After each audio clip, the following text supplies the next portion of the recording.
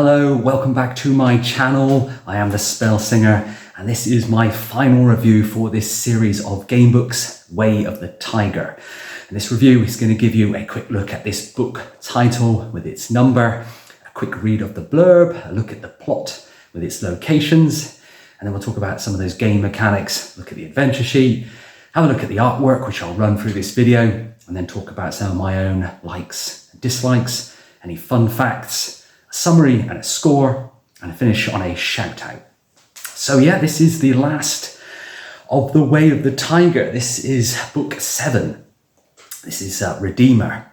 So this is the final book, and of course back in the day, book 6 was the final, until David Walters, who did that prequel, has given us this final book, and it was helped along with the original authors of Jamie Thompson and Mark Smith as well. Now this didn't come out till 2014, so a long time after book 6, but it's still really good, and it gives us a final ending after that nasty cliffhanger from Inferno.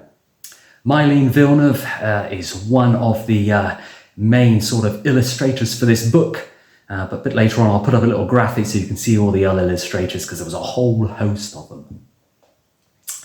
Right, let's read the blurb from my copy. So, you are trapped in the deepest darkness, far from sunlight realm, but all is not lost.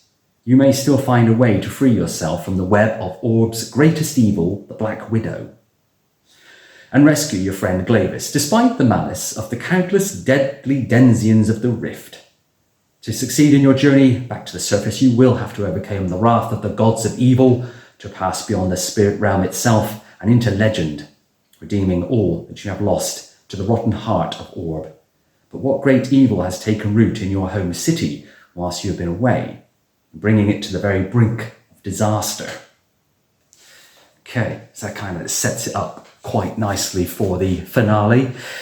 But the plot for this one with the location. So finally, we have that long-awaited sequel to book 6, Inferno, and it's one of the best series, certainly of its time, and it picks off right where book 6, Inferno, left off, as you would imagine. So that infamous cliffhanger that all the fans got all bent out of shape over. So this book, yeah, like I said, it ties up all the last 6 books, as well as lots of little references and touches to those previous ones. And it kind of touches upon sort of many past plots as well. The old enemies and allies alike have a chance to kind of be encountered again, which is good. And the best part of all is the reference to that fighting fantasy book, Talisman of Death. So our ninja gets to meet the survivors of that group of crusaders who took that talisman from that book. So those of you that remember that book might have picked up on this. But yeah, that's quite a nice little nod back to that fighting fantasy book. And so this adventure is action-packed and embedded with a kind of sense of ongoing urgency, sort of imbuing you with a suspense-filled adrenaline as you play through this adventure. And getting out of the Rift is only really half the adventure. You've got to reclaim your throne. So overall, Redeemer is kind of like an outstanding conclusion to a really great series, and one which we have all been waiting for over 30 years for. So yeah, that was long enough.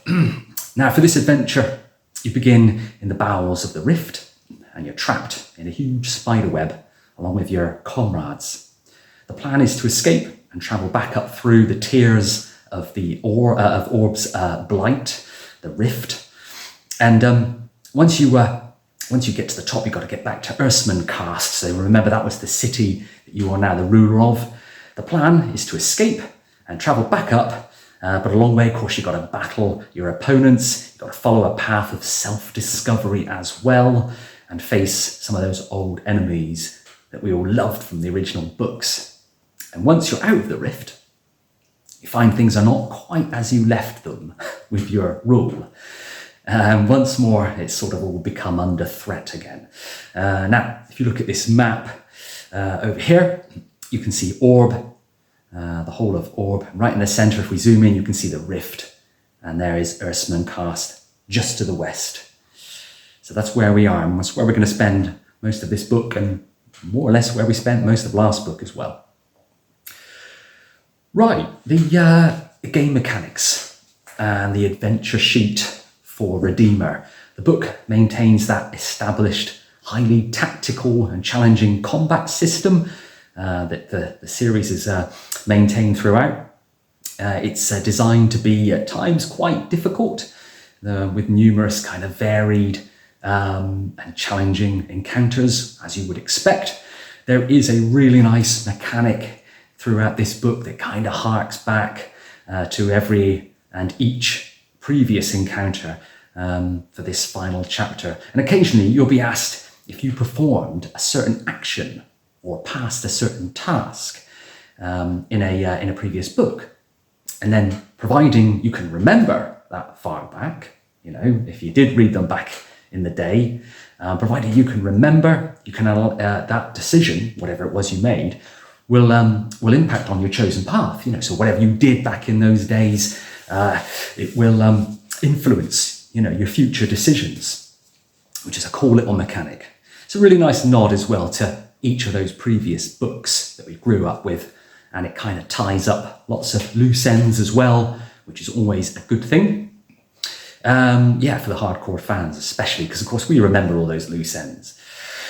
Some use of the ninja skills and items make a welcome return after Inferno, where they were hardly mentioned, so it's good to have that mechanic running through this series, through this final book. The ninja moves are available in the encounters, as you would expect, but quite noticeable is the lack of relation they share with the narrative when you kind of do face an enemy, which is a little bit odd. Now, remember in the previous books how you could use the artwork, kind of understand what kind of foe you were against and what moves may or may not work when you choose your ninja moves to perform. Well, that's pretty much all but gone, which is a shame because the artwork, which I'll get into, is a bit different, shall we say. But the adventure sheet for the final chapter has changed somewhat. So the new one looks a bit like this. I'm not a big fan of this one. As you can see, we have a slightly underwhelming design and layout. So I just used the original one. But yeah, this one, I don't know, it seems to be all a bit cluttered, and where you would need space to write, you don't have. So yeah, I just used the original one, which looks like this. Right, the artwork. Yeah, so the artwork. We don't have Bob Harvey on board anymore, which is another shame, but rather a host of illustrators as listed in this image here. So you can see all the different illustrators that were involved in this book. So it's nice to have a bit of variety, but I do miss old Bob Harvey. But they've got together and compiled a range of artwork, quite interesting for this final book. It has that kind of computer-generated clip art look about it, which I'm not a huge fan of, but it's okay. It's not everyone's cup of tea, but it's average. Some of the art is quite dark in appearance, so much so that sometimes you can't really see what you're looking at, a little bit like the Inferno book. If you had the recent release of Inferno, you had a very similar style of art, unlike my review, which I had Bob Harvey's art. Now, the book has only a few illustrations, which I will put all of them in this series. So every illustration is literally, I think there's about 10 illustrations compared to your average of 30-ish for this series. So again, that's a shame. But I did also find the majority of those were repeats. So a few nice pieces would have been quite welcome as well. But yeah, I've got a favourite picture, which is Shadazar, which is this this geezer here. Let me read this piece to you so you can see what on earth's going on here. So this is on 307. This is Shadazar. The lithe figure before you is a female dark elf shrouded in purple robes. This is Shadazar, the former commander of the forces of the Rift, whom you found leading our army from atop the palace in Cast after the invasion of your city. So that was beginning of book 5, end of book 4. Indeed, the ever-changing walls of this hall display a vista as if you stood atop the palace once more. At that time, you had struck her down to free your city, and now, eyes flashing in her dark-skinned face, she seems intent on revenge. Shadazar says nothing you can understand, but instead casts off her robes. Muttering eldritch words and a startling transformation taking place. Her face enlarges, her nose morphing into a hooked beak, her head sprouting grey feathers. Grey scaly wings erupt from her back, and a long barbed tail extends. She has become a dragon vulture. By all logic, too large to fit in the room you first entered. You leap aside as a ponderous form shifts, escaping the snapping of her beak, and her barbed tail stabs in at you. And then you go, obviously, into dealing with her. That's a welcome return. Like I mentioned, you do get to sort of catch up with all the old villains from the previous books. Right, my personal likes and dislikes for Redeemer. Now, I love the way that we have a true ending, finally, to this epic series of game books. Although the ending of Inferno was the intended ending, as both authors have admitted, kind of left a bit of a bitter taste in one's mouth. And it never really sat well with me either, to be honest, and I don't think it did with the fans. To have that character progression all the way through those first 5 books, to get caught at the end in that cliffhanger, it just wasn't really what we wanted. But yeah, it was fitting for the series, I guess. And I love all the nods, back to the original 6 adventures as well. That's quite cool. Lots of fan service going on. And it feels like another Smith and Thompson book, really. I know that Walters used all the notes and obviously worked alongside Walters worked alongside Thompson and Smith and obviously did his homework before we got into this one. So a good job. And unfortunately, like I said earlier, the ninja skills were there, but they weren't as prominent as they were in previous books, but at least they made a bit of a welcome return. They do get a mention occasionally, but nowhere near as much as the first 5 books, which is a shame because obviously they are fundamental aspects of being a ninja, right? Yeah, but I've got some fun facts as well. Now, Walters, the author of this book, he also is the author of Samurai Apprentice series. Those of you that know that series, now stands at 4 books. So at the time of this review, 4 books of that series and counting. And also involved in that Dragon Warrior trilogy and a fantasy novel, City of Masks, as well. So he's got quite a portfolio. Now, Walter's writing tends to sort of have that Far Eastern flavour to it, that kind of Far Eastern feeling. And this interest has led to sort of his travel across China. So I'm guessing where that has come from, and a lot of time spent in Japan as well. So what do they say about travel? It broadens the mind. Well, I'm guessing that Walter's got a lot of ideas, names and such from his travels. Now, Walter's, he's got an interesting sort of history and his interest in history as well.